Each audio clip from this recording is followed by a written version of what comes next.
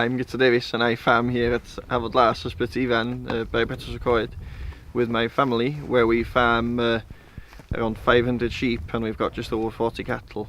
We're tenants of the National Trust.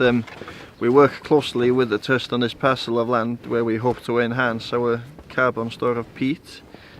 We've done this by introducing cattle through an agri-environment scheme. Mae'r parcel hwn o dir sydd tu ôl ni fama yn fawn difn, lle da ni mewn cynllun glasur o bori cymysg efo gwertheg a defaid. Mae yna oddeutu 12 km o ffosydd wedi cael i'w cau yma.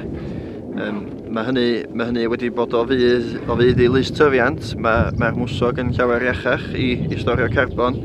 Mae'r dŵr wedi cael ei rafu rydiad.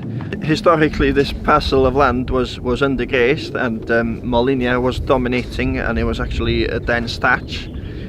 With the introduction of cattle, we're actually breaking down the thatch year on year, and it's actually improving as we go on. What we've got underneath our feet here would have been a dense thatch, but with the introduction of cattle, we've been able to open it up, and what we've actually got is healthy sphagnum forming peat and actually holding a substantial amount of water back.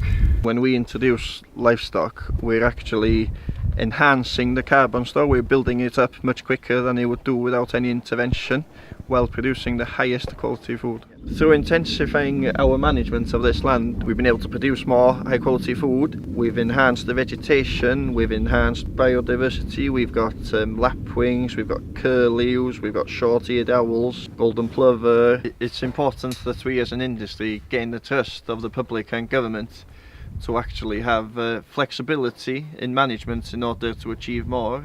Efficient agriculture has a crucial role to play in climate change combat, where we're actually producing food and enhancing our carbon stores at the same time.